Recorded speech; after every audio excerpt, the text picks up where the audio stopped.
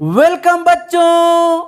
आज हम लोग पढ़ने वाले हैं मैग्नेटिक फोर्स, सिंपल, स्मार्ट और इंटरेक्टिव तरीके से, वो भी डीप फीलिंग के साथ। क्योंकि जब हम कोई चीज फील करके पढ़ते हैं तो वो चीज हमें लंबे समय तक याद रहती है। So let's start feel. जैसा कि आप लोगों ने पिछली क्लास में पढ़ा था मैग्नेटिक फील्ड के बारे में, और वहां हमने पढ़ा था कि अगर कोई करंट कैरिंग कंडक्टर है तो वो मैग्नेटिक फील्ड प्रोड्यूस करती है। मतलब एक करंट कैरिंग कंडक्टर की वजह से मैग्नेटिक फील्ड हमें मिलता है। और ये बताओ कि करंट प्रोड्यूस कैसे होता है?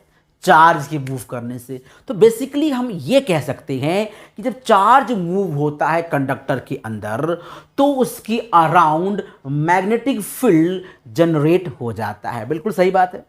अगर एक चार्ज मूव करता है कंडक्टर के अंदर, इसका मतलब उसमें करंट फ्लो हो रहा है, और अगर करंट फ्लो हो रहा है तो उसके अराउंड मैग्नेटिक फील्ड जनरेट हो जाएगा। लेकिन आज हम पढ़ने वाले हैं कि अगर एक चार्ज पार्टिकल को दूसरे के मैग्नेटिक फील्ड में इंटर कराया जाए। भाई देखिए, चार्ज पार्टिकल का खुद का मैग्नेटिक फील्ड होगा एक, क्योंकि मूव कर रहा है एक डायरेक्शन में। तो चार्ज पार्टिकल एक डायरेक्शन में मूव करेगा तो उसके अराउंड एक मैग्नेटिक फील्ड जनरेट हो जाएगा। लेकिन अब हम क्या कर रहे हैं, चार्ज पार्टिकल को किसी दूसरे के मैग्नेटिक फील्ड में इंटर करा रहे हैं। अब तो यही बात हो गई कि आपको दूसरे के एरिया में इंटर कराना है तो क्या होगा, आपको फोर्स का सामना करना पड़ेगा। देखिए, जब आप अपने एरिया में रहते हो तो आप बिल्कुल फ्री रहते हो, कोई टेंशन नहीं रहती है। लेकिन जब आप दूसरे के एरिया में जाते हो तो आपको कोई ना कोई फोर्स फील हो रहा होगा कि भाई देखो वहाँ क्या होने वाला है, कैसे लोग होंगे, क्या करना होगा। एक कुछ ना कुछ आपके दिमाग में चलता रहता है जब आप किसी दूसरे के फील्ड में जाते हो।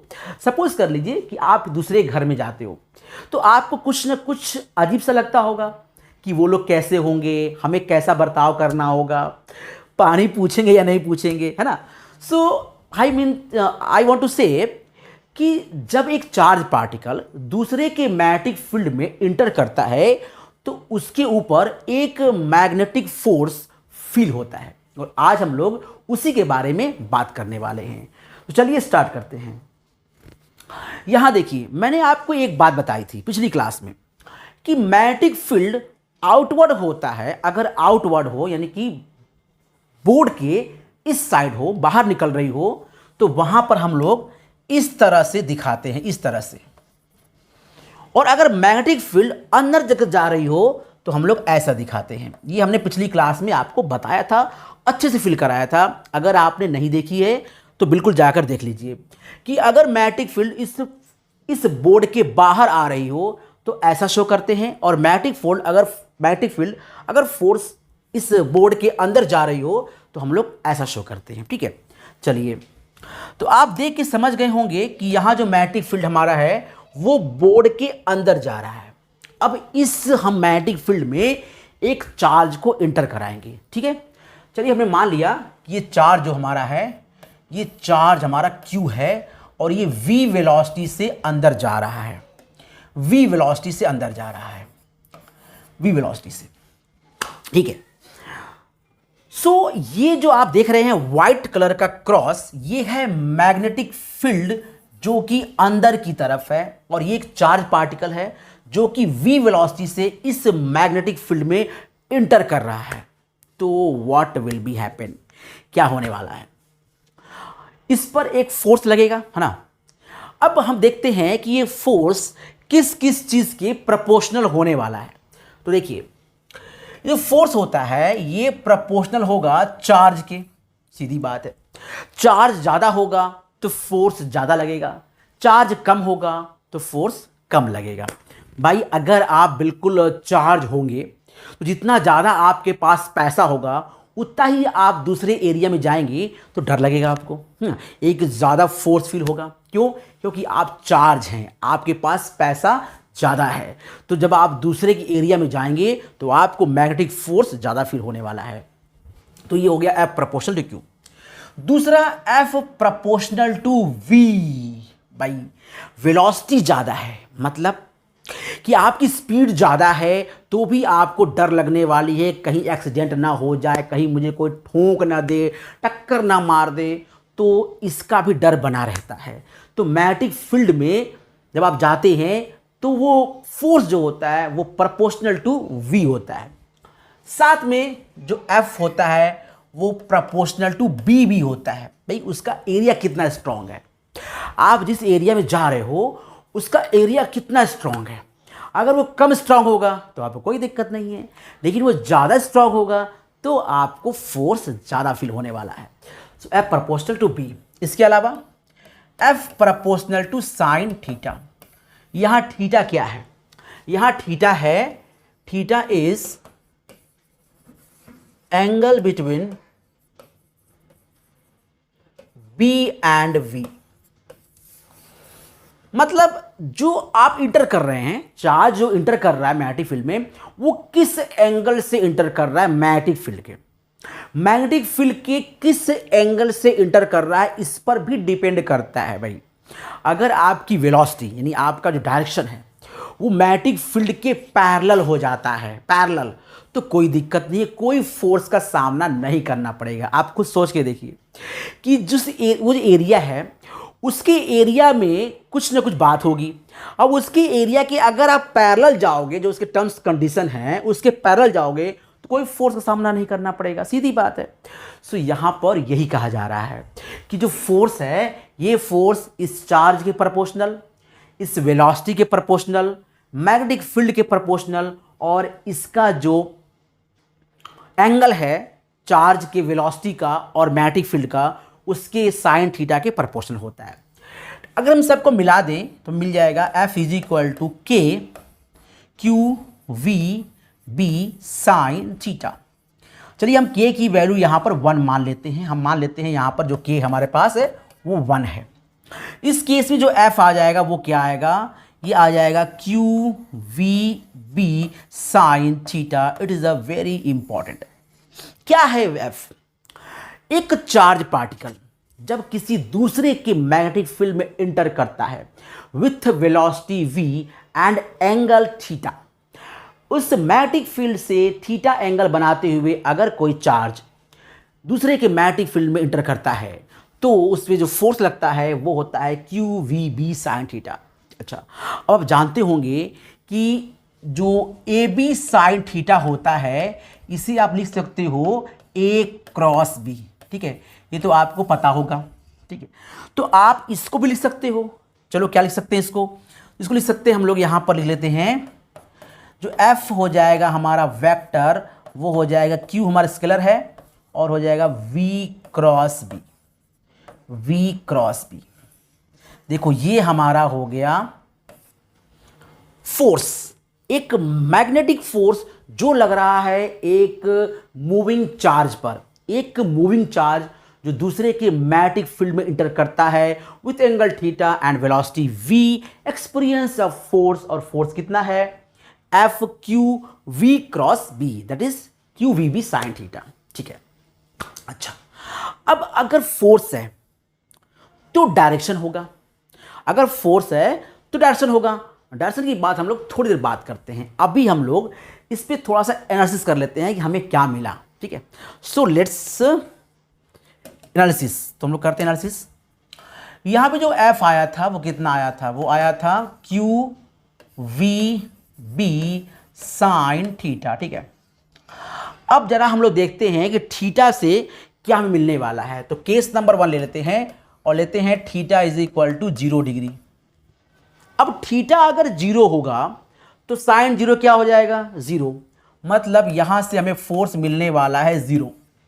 मतलब अगर आप मैग्नेटिक फील्ड के पैरेलल, ये मैग्नेटिक फील्ड है और आप इसी के पैरेलल करोगे इंटर, तो आप पर कोई फोर्स नहीं लगने वाला। तो चार्ज अगर मैग्नेटिक फील्ड के पैरेलल इंटर करता है तो चार्ज पर कोई फोर्स नहीं लगता।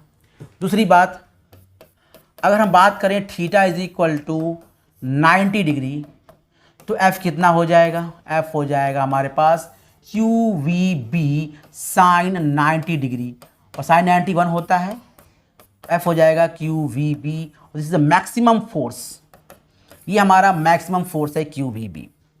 मतलब अगर कोई चार्ज मैग्नेटिक फील्ड के परपेंडिकुलर इंटर करता है तो उस पर जो फोर्स लगता है वो लगता है QVB, और ये है मैक्सिमम फोर्स।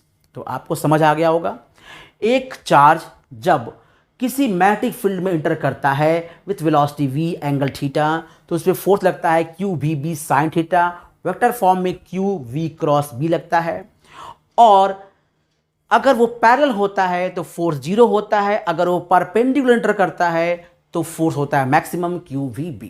चलिए यहां से हम लोग एक बहुत ही इंटरेस्टिंग चीज निकालने वाले हैं, बहुत ही इंटरेस्टिंग चीज, आपको देखकर बहुत अच्छा लगेगा। देखिए अगर हम यहां से B की वैल्यू निकालें तो B क्या आएगा बताइए, F upon Q into V। ये आ गया हमारा B की वैल्यू। अब हम चाहते हैं कि एक टेस्ला को हम इस तरह से डिफाइन करें।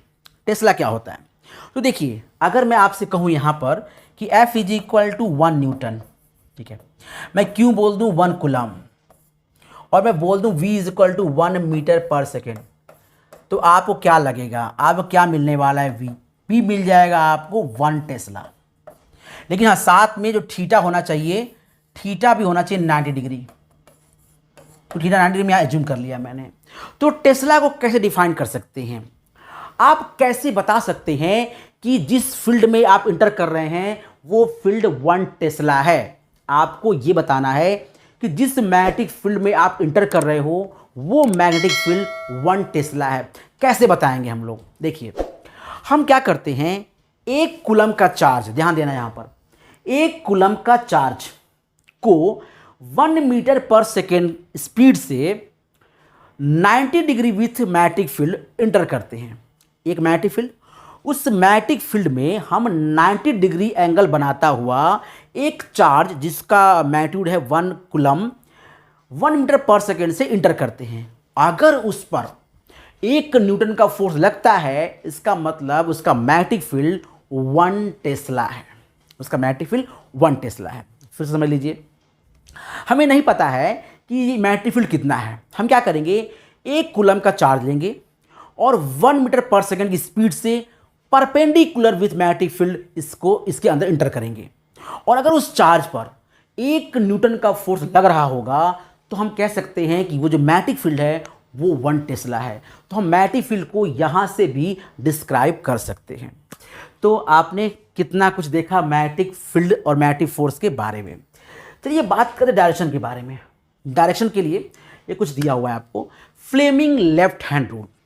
फ्लेमिंग लेफ्ट हैंड रूल मैं लिख देता हूं आपको, it is called Fleming left hand rule, ठीक है। बट देखिए आपको अपना हैंड इस्तेमाल करना है, फ्लेमिंग का नहीं, ठीक है। सो फ्लेमिंग का लेफ्ट हैंड रूल बहुत आसान है। ये देखिए 3 उंगलियां मेरी लेफ्ट हैंड है, इसमें से इसको बोलते हैं F, इसको बोलते हैं B, इसको बोलते हैं I। So it is called FBI। FBI का नाम सुना होगा आप लोगों ने, अमेरिका का बहुत बड़ी खुफिया एजेंसी है। इसको जैसे कि यहाँ पे है CBI, वैसे वहाँ पे FBI। तो देखिए FBI, फोर्स, B मतलब मैग्नेटिक फील्ड, और ये है करंट। करंट का मतलब यहाँ पर आप दिखा सकते हो वेलोसिटी को, ठीक है। सो V को यहाँ बता सकते हो वेलोसिटी को, चार्ज का वेलोसिटी, ठीक है। क्योंकि जिस तरह करंट फ्लो होता है, जिस डायरेक्शन में करंट फ्लो होता है उसी डायरेक्शन में प्लस चार्ज फ्लो होता है। रिमेंबर दैट, मैं प्लस चार्ज की बात कर रहा हूँ, नेगेटिव चार्ज की बात करेंगे तो ये पलट जाएगा, इधर हो जाएगा, ठीक है। सो FBI फोर्स। अब यहाँ देखिए ये क्या है, ये है फोर्स, B मतलब मैग्नेटिक फील्ड, और ये है I का मतलब होता है करंट। तो अगर इसको दिखाएं हम, ये हमारे पास F है, ये हमारे पास B है, और ये हमारे पास I है, जिसे हम लोग V कह सकते हैं यहाँ पर इस जगह पे। क्योंकि जिधर करंट फ्लो होगा उधर ही प्लस चार्ज फ्लो होगा, तो करंट का डायरेक्शन हमारा प्लस चार्ज का डायरेक्शन होगा। तो यहाँ पर हो गया FBI। फिर से समझ सकते हैं हम लोग, FBI, I का डायरेक्शन मतलब वेलोसिटी का डायरेक्शन, I का डायरेक्शन मतलब प्लस चार्ज के वेलोसिटी का direction. Remember that, plus charge के वेलोसिटी का डायरेक्शन। अब सिंपली आप समझ गए होंगे क्या करना है हम लोग को। अब देखिए मैं आपको एक एग्जांपल लेकर समझाने की कोशिश करता हूँ, आपको समझ आएगा। यहाँ पे देख लेते हैं हम लोग। अब देख लीजिए, मान लेता हूँ मैं कि ये हमारा मैग्नेटिक फील्ड है और ये मैग्नेटिक फील्ड हमारा इनसाइड है, अंदर की तरफ है। हम क्या करेंगे कि एक चार्ज लेंगे, प्लस चार्ज, और इस प्लस चार्ज को हम इधर इंटर करेंगे, इधर इस साइड में V हमारा है, और हम जानना चाहते हैं कि इस पर फोर्स किधर लगेगा। तो देखिए ये हाथ हमारा है लेफ्ट हैंड, यहाँ पर ये है मैग्नेटिक फील्ड, इसको हम मैग्नेटिक फील्ड को अंदर की तरफ ऐसे प्रेस कर देंगे, अंदर की तरफ। और ये हमारे वेलोसिटी है, मतलब करंट का डायरेक्शन है, ये वेलोसिटी डायरेक्शन है। तो ये हो गया F, ये हो गया B, और ये जो अंगूठा हमारा है ये बताएगा हमारा फोर्स का डायरेक्शन, मतलब इस पर फोर्स लगेगा ऊपर की तरफ। So it experience a force upward direction, ये फोर्स है हमारा।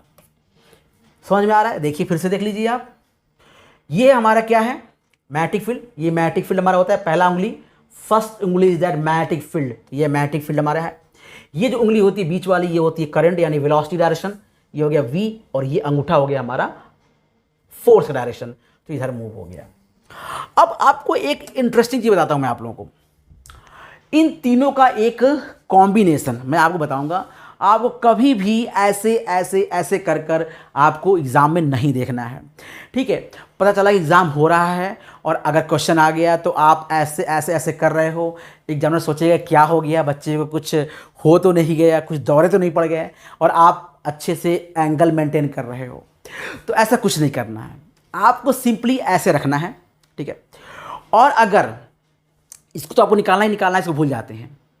अगर ये दोनों चीज़ें अगर बिल्कुल सही है, मतलब ये आपका मैग्नेटिक फील्ड और ये आपका करंट अगर दिखा रहा है, तो आपका ये फोर्स दिखाएगा, ठीक है? लेकिन अगर इन दोनों में से कोई एक उल्टा है, अगर कोई एक रिवर्स हो जाएगा, तो आपका मैग्नेटिक फील्ड का डायरेक्शन भी रिवर्स कर देना बच्चों, कुछ नहीं करना है। इन दोनों में एक रिवर्स अगर हो गया, कोई भी एक, या तो वेलोसिटी या तो मैग्नेटिक फील्ड, तो आपका जो मैग्नेटिक फोर्स होगा उसको जस्ट रिवर्स कर दो। और अगर दोनों रिवर्स है, अगर दोनों रिवर्स है, तो मैग्नेटिक फोर्स एकदम सही दिखा रहा है, डोंट बी पैनिक, ठीक है? मैं आपको एग्जांपल लेता हूं, देखो अब यहां पे एग्जांपल देखो, आपको बहुत अच्छे समझ में आने वाला है, ध्यान से देखना। मैं बोल रहा हूं कि यहां पर ये चार्ज जो है वो इधर की तरफ मूव कर रहा है, इधर की तरफ। और बताइए कि अब इस पे फोर्स किधर लगने वाला है। मैं क्या करूंगा, सिंपली मैं ऐसे कर लूंगा इधर से, देखो ये हुआ। अब मैग्नेटिक फोर्स तो सही है, ये अंदर की तरफ है, लेकिन जो वेलोसिटी हमारा है वो रिवर्स है, क्योंकि वेलोसिटी इधर दिखा रहा है जबकि मेरी उंगली इसके अपोजिट है। तो हम ऐसे नहीं करेंगे, ऐसे नहीं करेंगे, इस तरह से करके चेक नहीं करेंगे। हम लोग क्या करेंगे, सिंपली ऐसे रखेंगे, हम देखेंगे कि इन दोनों में से क्या क्या सही है। ये बिल्कुल सही है और ये उल्टा है, तो आप इसको भी उल्टा कर दो, पलट दो। यानी अगर ऊपर की तरफ दिखा रहा है फोर्स, तो आप मान लो कि फोर्स नीचे लगने वाला है, ये फोर्स हो गया, क्योंकि एक चीज रिवर्स थी। देखो यहां पर फील्ड एकदम सही है, वेलोसिटी रिवर्स है, तो आप फोर्स को भी रिवर्स कर देते हो और ये फोर्स निकल जाएगा, ठीक है? तो ये आपको समझ में आ गया होगा, ठीक? अब अगर दोनों उल्टा हो तो क्या होगा, इसको भी चेक कर लो। तो मान लेते हैं कि ये हमारा, सपोज कर लेते हैं कि ये हमारा मैग्नेटिक फील्ड है जो ऊपर की तरफ है, ऊपर की तरफ हमारा मैग्नेटिक फील्ड है। हमने ये मान लिया, एज्यूम कर लिया कि ये फील्ड हमारा ऊपर की तरफ है, ठीक है? ऊपर की तरफ मैग्नेटिक फील्ड है। अब हम चार्ज को इंटर कराते हैं इधर की तरफ, तो हमारा चार्ज है वो इंटर कर रहा है इधर की तरफ।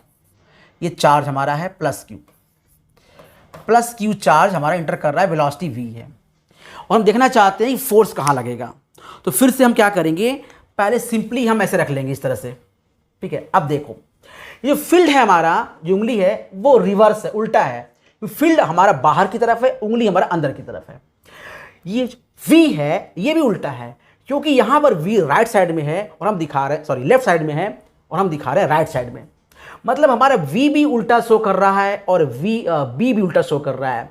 मैग्नेटिक फील्ड भी रिवर्स शो कर रहे हैं हम लोग, और वेलोसिटी भी रिवर्स शो कर रहे हैं। तो फोर्स एकदम सही है, फोर्स ऊपर ही लगने वाला है, देयर इज नो डाउट, ठीक है? क्योंकि दोनों रिवर्स है, यहां पर एक रिवर्स था। तो फिर से समझ लीजिए, अब इसका खेल, इसका एक बहुत अच्छा सा एग्जाम्पल, अगर ये दोनों सही हैं, एकदम सही शो कर रहे हैं, तो ये बिल्कुल सही शो कर रहा है, जो ये डायरेक्शन शो कर रहा है वही एफ का डायरेक्शन होगा। अगर इन दोनों में से कोई एक रिवर्स हो जाता है, तो मैग्नेटिक फोर्स को भी रिवर्स कर दीजिए। और अगर ये दोनों रिवर्स हैं, दोनों उल्टा शो कर रहे हैं, तो आपका मैग्नेटिक फील्ड एकदम सही शो कर रहा है, देयर इज नो डाउट, एकदम सही डायरेक्शन शो कर रहा है। तो इस तरह से आप मैग्नेटिक फोर्स को शो कर सकते हैं। एग्जाम में ऐसे ऐसे ऐसे करने की कोई ज़रूरत नहीं है। आप सिंपली एक ही अपने हाथ से एक ही तरीके से आप मैग्नेटिक फोर्स निकाल सकते हैं। ठीक है, चलिए एक होता है हमारे पास, ये हमारे पास एक पाम रूल है, लेफ्ट हैंड पाम रूल। इसका भी इस्तेमाल कर सकते हैं, लेकिन मुझे लगता है कि this is the best way, तो इसको समझने की ज़रूरत नहीं है, एक ही काफ़ी है। 2-3 अगर हम लोग पढ़ते हैं तो कन्फ्यूज हो जाते हैं, तो एक ही सही है हमारे पास, फ्लेमिंग लेफ्ट हैंड रूल। इसका इस्तेमाल करिए, आपको किसी भी और रूल का इस्तेमाल करने की ज़रूरत नहीं है। सो एक ही रूल काफ़ी है, फ्लेमिंग लेफ्ट हैंड रूल। ठीक है, चलिए हम बात करते हैं लॉरेंज फोर्स की। What about Lorentz force? क्या होता है हमारा लॉरेंज फोर्स? लॉरेंज फोर्स देखिए, एक चार्ज मूव कर रहा है, ठीक है, तो एक चार्ज मूव कर रहा है अगर इलेक्ट्रिक फील्ड में, तो उस पर एक इलेक्ट्रिक फोर्स लगेगा। कितना लगेगा? Fe is equal to Q into E. अगर एक चार्ज मूव कर रहा है इलेक्ट्रिक फील्ड में, तो उस पर फोर्स कितना लगेगा? Q इंटू ई। आप पढ़ चुके हैं फर्स्ट चैप्टर में। और अगर एक चार्ज मूव कर रहा है मैग्नेटिक फील्ड में, तो फोर्स कितना लगेगा उसके अंदर? इसका फोर्स लगने वाला है हमारे पास Q और VB। ठीक है, इसको हम ऐसे लिख देते हैं V क्रॉस B कर लेते हैं, और यहाँ भी हम लोग क्रॉस यहाँ वेक्टर लगा लेते हैं ताकि कोई कंफ्यूजन ना हो। ठीक है, वेक्टर लिख लेते हैं, फिर से समझ लीजिए। अगर कोई चार्ज किसी इलेक्ट्रिक फील्ड में मूव कर रहा होगा, तो उस पर फोर्स लगेगा F is equal to Q into E, plus से माइनस की तरफ। और अगर कोई चार्ज प्लस मैग्नेटिक फील्ड में एंटर कर रहा है, तो उसे फोर्स लग रहा होगा QV cross B। Lorentz force है तो होता है the summation of electric force and magnetic force on the charge. तो जो इलेक्ट्रिक फोर्स है और मैग्नेटिक फोर्स है, अगर दोनों को हम सम करने वाले हैं, तो हमें मिल जाएगा, ऐसे कर लीजिए आप, हमें मिल जाएगा लॉरेंज फोर्स। सो इसे बोल देते हैं हम लोग Fe प्लस Fm। ठीक है, मैग्नेटिक फोर्स ये कितना हो जाएगा? QE plus QV cross B। देखिए ये मिल गया हम लोगों को। अगर इसे हम लोग Q कॉमन लेंगे तो क्या मिलेगा? E मिल जाएगा वेक्टर में, प्लस V क्रॉस B मिल जाएगा वेक्टर में। तो देखिए यही है हमारे पास F की वैल्यू। सो लॉरेंज फोर्स क्या होता है? एक चार्ज पे लगने वाला दोनों फोर्स का जो समेशन होता है, उसे कहते हैं लॉरेंज फोर्स। ठीक है, sum of electric force and magnetic force is called Lorentz force. तो यहाँ पे अगर हम बात करें अगर इलेक्ट्रिक फोर्स की, तो वो होता है Q इंटू ई। अगर बात करें मैग्नेटिक फोर्स की, तो वो होता है QVB, अगर हम वेक्टर की बात कर रहे हैं तो। और अगर दोनों प्लस करते हैं तो हमें मिल जाने वाला है लॉरेंज फोर्स। ये बहुत छोटा सा था। आगे बढ़ते हैं और हम बात करने वाले हैं motion of a charge particle in a uniform magnetic field. Magnetic field में अगर कोई चार्ज इंटर करता है, तो उसका मोशन कैसा होता है? देखो, सबसे पहले हम एज्यूम करते हैं कि ये चार्ज इंटर कर रहा है 90 डिग्री एंगल पे, यानी परपेंडिकुलर। हम मान लेते हैं थीटा हमारा कितना है? Perpendicular 90 degree. और अगर 90 डिग्री पर हमारा कोई चार्ज इंटर करता है, तो आप जानते हैं फोर्स लगता है परपेंडिकुलर, और आपको बहुत अच्छे से समझ में आएगा। देखिए ये इलेक्ट्रिक फील्ड है, ठीक है, दिस इलेक्ट्रिक फील्ड, और इसके अंदर हमारा एक चार्ज इंटर कर रहा है, प्लस चार्ज। तो देखो क्या होता है, जरा से इसको हम लोग समझते हैं, बिग पिक्चर समझते हैं इसको। देखिए तो यहां पे देखिए आप लोग, ये हमारे पास एक मैग्नेटिक फील्ड है, ठीक है, और ये मैग्नेटिक फील्ड में हमारा प्लस चार्ज इंटर करने वाला है। ध्यान देना भाई, प्लस चार्ज हमारा इंटर करेगा। अब यहां पर प्लस चार्ज ये इंटर कर रहा है इधर की तरफ वेलोसिटी से। अभी आपने देखा ये मैग्नेटिक फील्ड, ये वेलोसिटी, ऊपर की तरफ फोर्स, मतलब एक फोर्स लगेगा ऊपर की तरफ, ठीक है। अब ये क्या होगा, ध्यान देना, ये जब ऊपर से लगेगा तो देखो जरा सा ये क्या होगा, ये जैसे ही ऊपर की तरफ टर्न करेगा इसको एक फोर्स और लगेगा जो इसके परपेंडिकुलर होगा। अब इसको पलट के देखो, ऐसे करके देखो तो क्या होगा, ये एक सर्कुलर मोशन ले लेगा। देखो वेलोसिटी यहां पर है, ध्यान देना, ये वेलोसिटी है तो फोर्स होगा इसके परपेंडिकुलर, ये फोर्स हो गया। ठीक, फिर से देखो, अब मान लेते वेलोसिटी यहां पे आ गई तो फोर्स क्या हो जाएगा, ये हो गया फोर्स। अगर वेलोसिटी यहां पर ऐसे होगी, यहां पर दिस वेलोसिटी, सो ये क्या हो जाएगा, इधर हो जाएगा फोर्स हमारा। अगर वेलोसिटी यहां पर नीचे की तरफ होगी तो फोर्स हो जाएगा अंदर की तरफ, ये हो गया। मतलब जो मैग्नेटिक फोर्स है ये एक तरह से आपको सेंट्रीपिटल फोर्स की तरफ फील होने वाला है। फिर से ध्यान समझिए, अगर किसी मैग्नेटिक फील्ड में अगर एक चार्ज सफिशिएंट वेलोसिटी से इंटर करता है परपेंडिकुलर, तो वो एक सर्कुलर मोशन करेगा और उसकी सर्कुलर मोशन के लिए जो मैग्नेटिक फोर्स होगा वो सेंट्रीपिटल फोर्स की तरफ बिहेव करेगा। फिर समझ लीजिए, अगर किसी मैग्नेटिक फील्ड में कोई चार्ज सफिशिएंट वेलोसिटी से इंटर करता है तो क्या होगा, वो चार्ज उस मैग्नेटिक फील्ड में राउंड राउंड मोशन करना शुरू हो जाएगा। यानी उसकी वेलोसिटी बढ़ेगी घटेगी नहीं, लेकिन उसके डायरेक्शन चेंज हो जाएगा। मतलब मैग्नेटिक फील्ड किसी भी चार्ज पार्टिकल का डायरेक्शन चेंज करता है, मैग्नीट्यूड नहीं, ध्यान देना। सो मैग्नीट्यूड चेंज नहीं होगा, उसका डायरेक्शन चेंज हो जाएगा और वो चार्ज उस मैग्नेटिक फील्ड में राउंड राउंड घूमने लगेगा इस तरह से।